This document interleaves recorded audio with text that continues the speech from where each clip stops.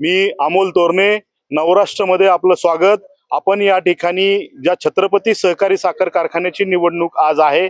आज या ठिकाणी 21 जागांसाठी मतदान होणार आहे. आपण या ठिकाणी भवानीनगर येथील श्री छत्रपती शिक्षण संस्थेच्या मतदान केंद्रामध्ये आहोत. या ठिकाणी ब वर्ग संस्था प्रतिनिधी मतदारसंघातून राज्याचे उपमुख्यमंत्री अजित पवार यांनी या ठिकाणी मतदान केलं. त्यानंतर माजी सहकार मंत्री हर्षवर्धन पाटील यांनी देखील या ठिकाणी मतदान केलं. तर आपण काही या ठिकाणी सभासद आहेत आणि काही उमेदवार आहेत. तर आपण सुरुवातीला जे काही या ठिकाणी श्री जय भवानी माता पॅनलचे काही समर्थक आहेत, काय कार्यकर्ते आहेत, तर त्यांच्याशी संपर्क साधूया. सुरुवातीला आपण या ठिकाणी भाऊसाहेब सपकाळ ज्यांनी अनेक वर्ष छत्रपती सहकारी साखर कारखान्याचे संचालक म्हणून काम केलेलं आहे, त्यांचे चिरंजीव जे होते ते त्यांनी सत्यजित सपकाळ त्यांनी या श्री जय भवानी माता पॅनलला पाठिंबा दिलेला. तर आपण त्यांची संवाद साधूया. भाऊसाहेब नमस्कार.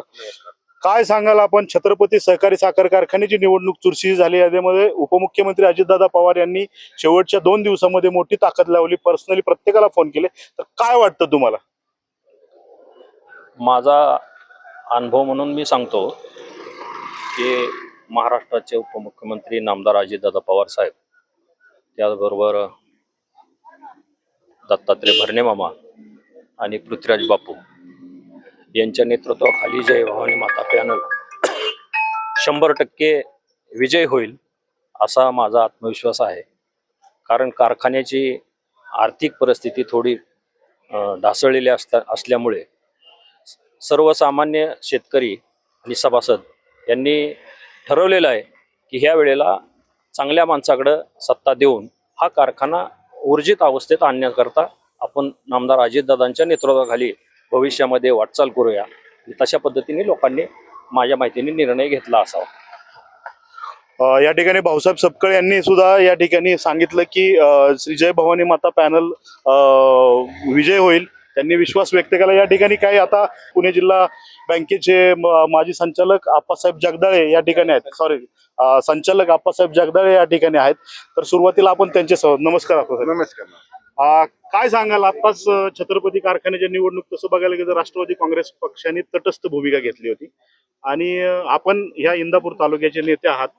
आपण बाजार समितीचे नेतृत्व तुम्ही कसं करताय, तर काय सांगाल, ही निवडणूक कशा पद्धतीने तुम्ही अनुभवली, किंवा जरी तुम्ही तटस्थ असला तरी शेवटी काय कार्यकर्ते तुमच्या संपर्कात? हा जी निवडणूक आहे तो शेतकऱ्याचा जीवन मरणाचा प्रश्न आहे. त्यामुळं ह्या निवडणुकीमध्ये राजकीय रंग न देता, जसं ज्याप्रमाणे दादांनी भूमिका घेतली की शेतकऱ्याच्या प्रपंचाशी निगडीत असलेली निवडणूक असल्यामुळं सर्वांना बरोबर घेऊन जाऊन हा कारखाना व्यवस्थितपणे चालला पाहिजे, अशी भूमिका या परिसरातील मतदाराची नाही, सर्वसामान्य नागरिकाची पण आहे. आणि मतदाराची असून नागरिकांची पण हीच भूमिका आहे. तर काय वाटतंय, म्हणजे ह्या निवडणुकीमध्ये काय होईल असं आपला विश्वास आहे किंवा अंदाज आहे? विश्वास अंदाज काय सांगतो, इकडं ज्यावेळेस दादानी या ठिकाणी लक्ष घालतात त्यावेळेस तो कारखाना चालला पाहिजे, कारखान्याला केंद्रातून फंड मिळाला पाहिजे, राज्यातून फंड मिळाला पाहिजे आणि शेतकऱ्याला या ठिकाणी न्याय मिळाला पाहिजे. हीच भूमिका सर्वसामान्य जनतेची आणि मतदाराची पण आहे. थँक्यू. म्हणजे तुम्हाला वाटतं की कारखान्याला परत उपमुख्यमंत्री अजित पवार यांच्या नेतृत्वाखालीच पॅनल या ठिकाणी विजय होईल असा विश्वास तुम्हाला? हो, विश्वास. धन्यवाद. या ठिकाणी छत्रपती कारखान्याचे माजी संचालक रणजित भैया निंबाळकर आहेत. भैया, काय सांगाल, तुम्ही सुरुवातीला इच्छुक होता, प्रबळ दावेदार होता, परंतु उमेदवारी मिळाली नाही, परंतु तरी देखील आपण सक्रिय राहिला, तर काय सांगाल या निवडणुकी संदर्भात? नाही, जसं आता साहेबांनी सांगितलं तसं हे शेतकऱ्यांच्या, सामान्य माणसांच्या प्रपंचाची निवडणूक आहे. हा परिसरात कारखाना आहे आमच्या संसार गावामध्ये. कारखाना टिकला पाहिजे तरच इथले स्थानिक शेतकरी असतील, व्यापारी असतील, कामगार असतील, हे सगळे टिकतील. आणि राजकारणाच्या जागा इतर आहेत, त्यामुळे राजकारण करण्याची जागा नव्हती. माननीय मुख्यमंत्री अजितदादा आणि भरणेमामा यांनी ही भूमिका पहिल्यापासून घेतलेली होती. त्यामुळे त्यांनी जाचक बापूंच्या नेतृत्वाखाली हा पॅनल उभा केला. राष्ट्रवादी काँग्रेस पार्टीच्या आणि सर्व पक्षांच्या नेतृत्वाखाली पॅनल उभा केला. निश्चितच हा पॅनल बहुमताने निवडून येईल. आणि माझ्याबद्दल बोलायचं तर मी कधी इच्छुक नव्हतो. दादांनी सांगितलेलं सगळ्यांनी थांबायचं, त्यामुळे सगळ्यांनी थांबलेले होते, सगळे माझे संचालक थांबलेले होते, कोणी इच्छुक नव्हते त्यामध्ये. आहे, म्हणजे आपण विश्वास केला की परत एकदा निर्विवाद वर्चस्व सत्ताधारी गट मिळवेल. हो, निश्चित. त्या ठिकाणी अमोल भोयटे सुद्धा आहेत, तर काय सांगाल आपण या निवडणुकी संदर्भात? निश्चितच आता आप्पासाहेबांनी सांगितल्याप्रमाणे की आदरणीय दादा आणि मामा बापू यांच्या नेतृत्वाखाली जे काय हा पॅनल उभा केलेला आहे, हा शेतकऱ्यांच्या प्रपंचाचा चुलीपर्यंत गेलेला आर्थिक नाडीचा हा विषय आहे.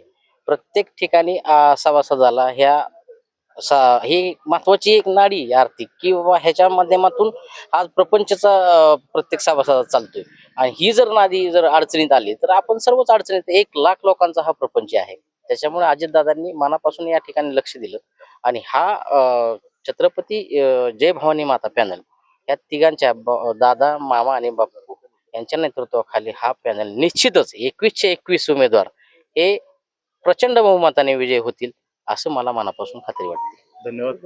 काय सांगाल नानासाहेब, तुम्ही साधारणतः ह्या निवडणुकी संदर्भात आपले चुलते रामचंद्र निंबाळकर सर या ठिकाणी उमेदवार आहेत, काय सांगाल एकंदरीत सर्व चित्र पाहता?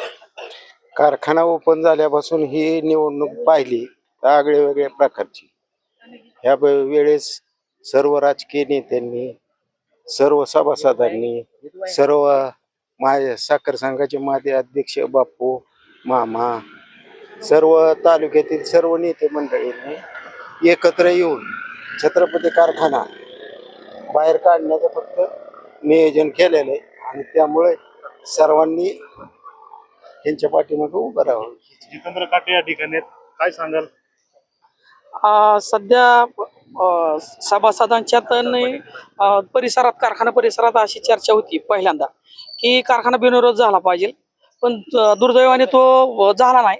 अजितदादांनी, भरणे मामांनी आणि पृथ्वीराज जाचकांनी जो पॅनल दिला तो पॅनल सुशिक्षित, सगळी क्लीन चेहरे, चांगली लोक आहेत. त्या हेतूने कारखान्याचं ते भविष्य 100% उज्ज्वल करतील आणि कारखाना संकटातून बाहेर निघेल. 2 सीझन झाल्यानंतर 3ऱ्या सीझनला छत्रपती कारखाना 100% संकटातून बाहेर निघेल दिसेल आपल्याला. ओके, धन्यवाद.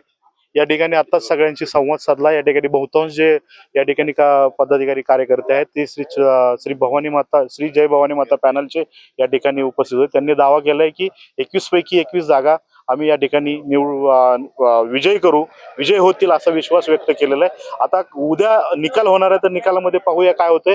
अमोल तोरणे, नवराष्ट्र, बारामती.